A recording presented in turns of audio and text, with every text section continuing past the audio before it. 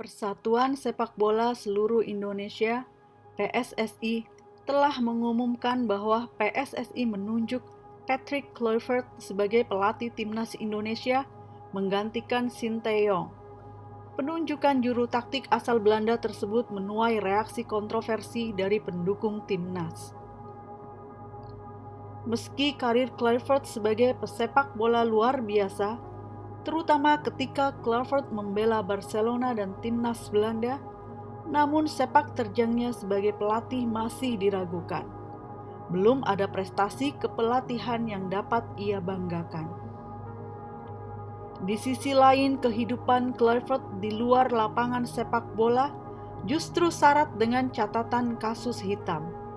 Ia pernah berhubungan dengan pengadilan karena telah menghilangkan nyawa orang, terlibat dalam tuduhan pelecehan seksual, mengendarai mobil dalam pengaruh alkohol, skandal perjudian dengan geng kriminal, hingga menyerang pemain timnas Belgia, Lorenzo Stuyllens. Melihat catatan-catatan hitam itu, netizen berkomentar miring, ini bukannya prestasi yang dibawa, tapi malah kontroversi. Sebenarnya, sejauh mana kebenaran catatan-catatan hitam itu? Apakah hanya tuduhan belaka? Ataukah memang benar-benar Kluivert melakukannya? Apakah PSSI mengetahui catatan-catatan hitam itu sehingga tetap memilihnya sebagai pelatih timnas Indonesia? Sebelum kita kupas satu persatu, bagi yang belum subscribe silakan klik like, subscribe, dan tanda lonceng terlebih dahulu agar Anda bisa nyaman menyimak kisah ini. Pecinta sepak bola Indonesia kembali riuh. Kali ini bukan karena gol-gol cantik timnas Indonesia ke gawang lawan. Sinteyong, pelatih timnas kebanggaan Korea itu dipecat, dan penggantinya adalah Patrick Kluivert. Nama yang sebenarnya tidak asing di kalangan pecinta olahraga si kulit bundar. Maklum, Kluivert adalah penyerang hebat, tajam, dan produktif ketika membela beberapa klub besar di Eropa. Sebut saja Ajax, AC Milan, dan Barcelona. Sebagai penyerang di timnas Belanda, Kluivert juga mencatatkan prestasi mentereng, menduduki peringkat 4 pencetak gol terbanyak bagi timnas Belanda, yakni 40 gol untuk 79 pertandingan. Sedangkan karir kepelatihan pria kelahiran 1 Juli 1976 belum menorehkan prestasi yang signifikan. Ia memulai menapaki karir kepelatihan sebagai asisten pelatih di AZ Alkmaar pada tahun 2008 dan terakhir sebagai pelatih Kepla di klub Turki Adana Demirspor pada tahun 2023. Catatan menonjol kepelatihan Kluivert ketika dia melatih FC Twente 2 dengan persentase kemenangan 54%, sisanya masih di bawah 50%. Bahkan ketika pria keturunan Suriname itu melatih negara Curaçao hanya menorehkan 25% kemenangan. Kondisi itulah yang membuat publik Indonesia ragu akan kemampuan kepelatihan Kluivert. Yang mengiringi kehadiran Kluivert di tanah air malah perbincangan tentang catatan kriminal masa lalunya. Pertama, Kluivert pernah didera kasus penghilangan nyawa. Ceritanya, pada tanggal 9 September 1995, Kluivert yang saat itu berusia 19 tahun dan masih bermain untuk Ajax, mengemudi mobil sport BMW M3. Kluivert mengemudikan mobil yang dipinjam dari seorang temannya itu dengan kecepatan 104 km per jam. Padahal dia sedang melintasi jalan pemukiman yang hanya membolehkan kendaraan melaju maksimal di 50 km per jam. Mobil yang dikemudikan Clifford kemudian menghantam sedan Ford Orion sehingga mengakibatkan pengemudinya meninggal dunia. Pengemudi Ford itu seorang pria berusia 56 tahun bernama Martin Putnam, seorang sutradara teater dan pendukung Ajax. Insiden di kota Amsterdam itu juga membuat seorang penumpang Ford lainnya terluka parah. Clifford harus menjalani proses persidangan berjilid-jilid dalam insiden tersebut. Meski Clifford menyangkal tuduhan membunuh korban karena mengemudi terlalu kencang, dia tetap dinyatakan bersalah dan dijatuhi hukuman 240 jam pelayanan masyarakat. Catatan kedua, kasus pelecehan seksual yang terjadi pada bulan Juni 1997. Seorang wanita Belanda berusia 20 tahun bernama Marielle Boon melaporkan Clifford dengan 3 temannya ke kepolisian Belanda. Boon menuduh pemain sepak bola itu dan 3 temannya melakukan pelecehan seksual terhadap dirinya di rumahnya di Amsterdam setelah keluar malam. Clifford membantah hal itu. Ia berdalih bahwa kegiatan seksual itu dilakukan atas dasar suka sama suka. Pada Februari 1998, pengadilan banding di Amsterdam menolak kasus dugaan pelecehan tersebut dengan alasan bahwa kasus ini tidak memiliki cukup bukti. Catatan ketiga, menyerang pemain timnas Belgia.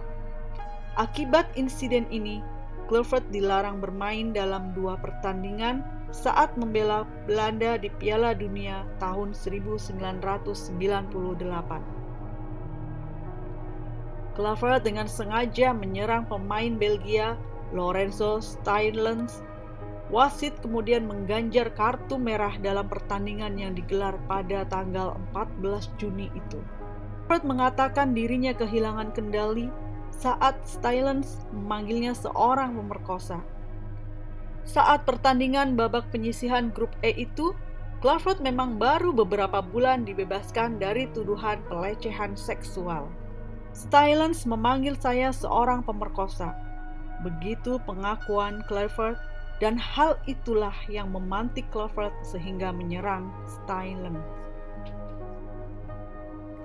Catatan yang keempat. Pada Desember tahun 2001, Clifford pernah diberhentikan polisi ketika sedang mengemudi di kawasan Madrid, Spanyol. Ketika itu, dia yang masih membela Barcelona, dia kedapatan berkendara dalam kondisi mabuk setelah menenggak minuman beralkohol tinggi. Clifford diamankan polisi pukul 03.00 dini hari setelah pertandingan Liga Champions menghadapi tim asal Turki Galatasaray. Kasus tersebut membuat dia kehilangan izin mengemudi dan mendapatkan denda 500-an USD atau sekitar 8-9 juta rupiah. Saat membela Barcelona, Clifford juga dilaporkan kerap datang terlambat ke sesi latihan dan pertandingan karena pelatih Barcelona saat itu, Louis van Gaal, berkata bahwa Clifford tak profesional di luar lapangan. Ia beberapa kali menasehati pemain muda tersebut, namun Clifford mengacuhkannya. Catatan kelima, terlibat organisasi ilegal dan judi online, juga pernah menjadi duta merek usaha judi online. Surat kabar The Volkskrant pada tahun 2017 melaporkan bahwa Patrick Kluivert diancam geng kriminal gara-gara utang judi yang menggunung. Utang judi Kluivert waktu itu dilaporkan mencapai lebih dari 1 juta euro. Patrick Kluivert dikabarkan kerap berjudi saat melatih Young Twente. Kendati judi di sana tidak melanggar hukum, Kluivert disebut kalah terus sehingga terpaksa berhutang. Dalam rangka judi taruhan itulah Kluivert juga dituduh terlibat pengaturan skor. Dikutip dari The Sun, Kluivert bahkan dilaporkan diperas oleh geng kriminal setelah menumpuk utang judi hampir 900.000 pound sterling atau sekitar 15 miliar karena bertaruh untuk kemenangan VC20. Pada saat itu, Kluivert menjabat sebagai direktur sepak bola di Paris Saint-Germain. Keterlibatan Kluivert dengan kelompok geng kriminal ini terjadi pada tahun 2011 hingga tahun 2012. Utang terhadap geng kriminal itulah yang menjadi subjek pemerasan. Geng tersebut dilaporkan telah memberikan tekanan besar kepada Kluivert agar membayar hutangnya. Namun, laporan The Volkskrant itu menegaskan tidak ada bukti Patrick Kluivert terlibat dalam pengaturan pertandingan atau taruhan ilegal, dan memang tindakannya tidak dianggap ilegal saat itu. Pengacara Kluivert, Gerard Sprong, telah menggarisbawahi ketidakbersalahan kliennya dengan menegaskan bahwa ia tidak memiliki keterlibatan kriminal dalam manipulasi pertandingan sepak bola dan bahwa ia hanya korban dalam kasus ini. Gerard Sprong menambahkan bahwa Patrick Kluivert pernah diperiksa dalam kasus ini hanya sebatas sebagai saksi.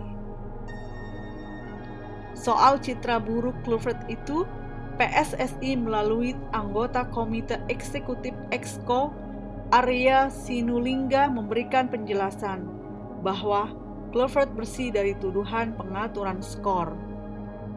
Yang pasti, kalau dia terlibat match fixing atau apapun pengaturan skor yang berhubungan judi dengan itu, sudah pasti orangnya di blacklist di Eropa. Jadi kalau ada isu gitu, hoax itu. Jadi clear ya, tidak di blacklist. Kalau di blacklist ya tidak mungkin kita panggil. Begitu penjelasan Komite Eksekutif PSSI Arya Sinulinga kepada media. Menanggapi hal itu, Kluivert juga angkat bicara. Saya hadir di sini untuk sepak bola. Mengenai hal-hal seperti ini, saya memilih untuk tidak memberikan perhatian. Saya tidak memiliki penjelasan untuk itu. Saya merasa tidak perlu menjawab pertanyaan tersebut. Tidak ada yang perlu saya klarifikasi. Saya sudah menutup bab tersebut dalam hidup saya. Terima kasih, dan sekarang saya fokus pada tantangan berikutnya. Begitu penjelasan Kluivert. PSSI sendiri pernah mengungkapkan bahwa dipilihnya Kluivert agar memudahkan dan dapat memaksimalkan potensi pemain Indonesia dari program naturalisasi, karena kebanyakan pemain naturalisasi bermain di Eropa. Tugas besar Kluivert adalah membawa timnas Indonesia berlaga di Piala Dunia tahun 2026.